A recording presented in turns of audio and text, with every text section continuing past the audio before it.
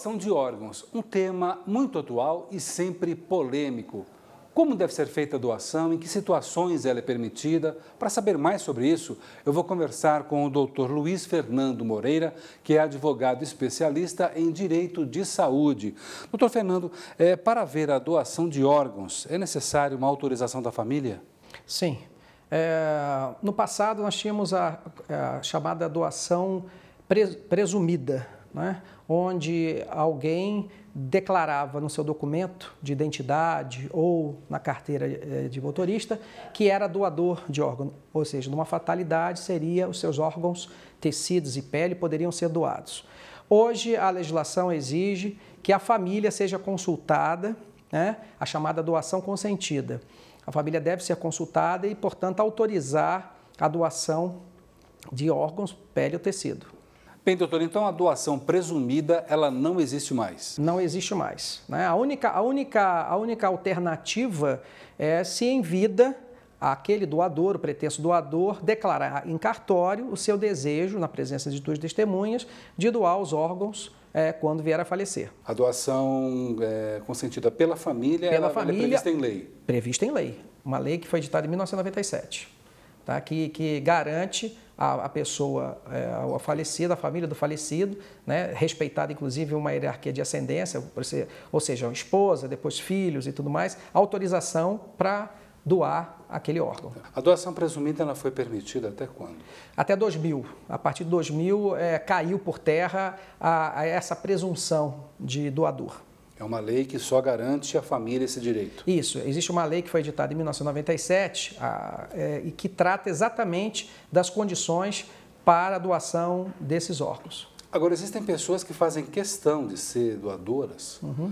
E, nesse caso, ela teria que fazer o quê? Um documento em vida? Não há necessidade. O que se recomenda é que a pessoa em vida, como por exemplo é o meu caso, sempre deixe alertado a família do seu desejo em doar os órgãos quando vier a falecer. Seja numa situação de uma morte, declarada morte encefálica, né, por dois profissionais médicos, no mínimo dois profissionais, a família então já vai estar autorizada a fazer cumprir a vontade daquela pessoa. E quando a família não quer doar o órgão, mas aquele ente falecido, quando vivo, ele manifestava essa vontade, para que essa vontade seja respeitada, o que então ele é melhor fazer? que ele em vida expresse esse desejo através de uma declaração firmada em cartório. Tem que ser firmada em cartório. Em cartório na presença de duas testemunhas. Bom, uma outra questão que envolve aí os órgãos é o tráfico, né? O tráfico hoje ainda existe, é intenso, é preciso ter muito cuidado com isso. Infelizmente, nós vivemos num país cuja parte da população ainda tem uma questão de miserabilidade muito intensa, né? Daí porque, às vezes, você conhece casos de pessoas que anunciam até em jornais que estão vendendo um rim, né, uma parte do fígado, essas coisas aí que são lamentáveis. Mas o que a gente tem que deixar claro aqui é que as pessoas se tranquilizem, as famílias se tranquilizem com relação a essa questão de que havia muito receio antigamente, quando uma pessoa entrasse numa urgência ou emergência de um hospital, de que a pessoa seria levada a óbito por interesses que estariam por trás, interesses econômicos que estariam por trás daquilo. Ou seja, eu vou abreviar a vida dessa pessoa para ficar com órgão, tecido. A legislação é muito clara. Os profissionais que lidam com atendimento no setor, no pronto-socorro, no setor de emergência, não serão os mesmos profissionais que vão ser acionados para retirar esses órgãos. Ou seja, não há nenhuma comunicação entre esses profissionais. Então, certamente, se decretada a morte encefálica, essa morte ela tem que ser decretada através de prévios exames, ou seja, tem que ter realmente segurança absoluta de que aquela pessoa, de fato, já está morta, né? A partir daí é acionada a Secretaria de Estado e que vai direcionar uma equipe que vai fazer a retirada do órgão e vai acionar, então, a lista que tem ali de pessoas receptoras que estão aguardando receber aquele órgão. Então, nós temos que desmistificar essa ideia de que eu não vou ser doador, eu não vou deixar em vida esse meu desejo, porque pode acontecer de eu ter um acidente, né? Normalmente o que acontece é isso, é uma pessoa sã, um motociclista que cai da moto, bate com a cabeça, acaba tendo a morte decretada, uma pessoa que tem um AVC e que goza de boa saúde, mas teve um AVC e também tem essa situação. Então tem que deixar claro que isso aí não ocorre no Brasil. O Brasil tem uma legislação muito séria em relação à questão da doação de órgãos. No caso da família que não quis doar os órgãos do seu ente falecido, e ela descobre que foi retirado algum órgão, como é que ela deve proceder? E aí certamente ela vai ajuizar uma ação contra quem foi o responsável, seja ele um hospital público ou privado, e os responsáveis, os médicos que fizeram aquela retirada, né? Mas isso aí, a meu ver, esse aí é um caso assim, muito anormal, que vai ser uma coisa extraordinária, porque da forma como hoje está montado o sistema, não é para ocorrer isso, ao contrário. O sistema é muito sério, né? Tem muito controle sobre isso. Vocês terem uma ideia, as secretarias de Estado elas são obrigadas a encaminhar para o Ministério da Saúde uma relação de receptores desses órgãos. Então, é muito difícil que isso venha a acontecer. Outro mito também que se tem é com relação a desfigurar o doador. O doador faleceu, eu não quero que ele seja desfigurado e tal. Obviamente que quem vai lidar com isso aí vão ser profissionais médicos. Eles vão retirar os órgãos, a pele ou o tecido e vão colocar e vão fazer de uma tal maneira que não vai aparecer. Para uma questão de sepultamento ou cremação, não vai aparecer, não vai ficar claramente uma questão de córnea, não vai aparecer. Então, é tolice acreditar que a pessoa vai ter algum problema né, quanto à figura daquela pessoa, quanto à imagem daquela pessoa e tal. Então, as pessoas precisam saber disso. E a importância da doação de órgãos? Olha, da mesma forma que eu sou a doadora, eu posso um dia vir a ser receptor, como você também.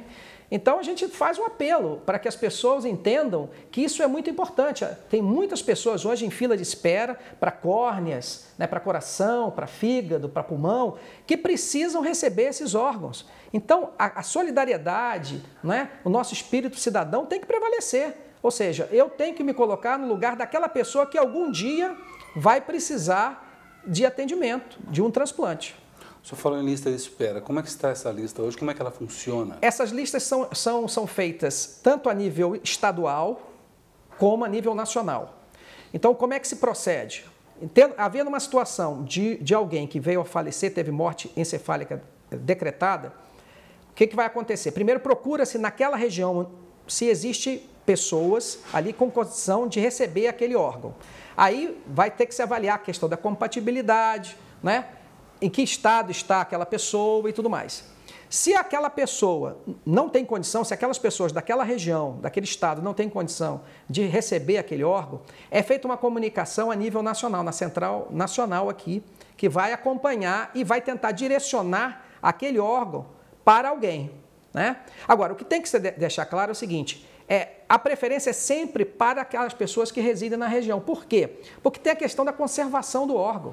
Então, você imagina, primeiro nós temos que verificar a questão da disponibilidade de voo para colocar aquele órgão dentro de um recipiente com gelo e encaminhar aquele órgão para um outro estado, né? Às vezes acontece alguém que veio a falecer no Acre, por exemplo, e tem um órgão para ser doado, mas se não for aproveitado no Acre, dificilmente vai ser aproveitado em outro estado, porque a disponibilidade de voo, por exemplo, é muito complicado isso. Então, a central ela vai fazer essa análise. A questão de compatibilidade, a questão da distância, da malha aérea disponível para poder levar esse órgão para outro local. Então, tudo isso é avaliado e aí escolhido para quem vai ser feita essa doação. Esse sistema hoje, ele atingiu o seu auge, o seu melhor ponto, ou ainda há aspectos que precisam ser melhorados? É óbvio que sim, precisam ser melhorados. Agora, em números absolutos, o Brasil é hoje o segundo país do mundo em termos de doação. Ele só perde para os Estados Unidos da América. Agora, precisa ser melhorado em que sentido? Nos atendimentos de pronto-socorro.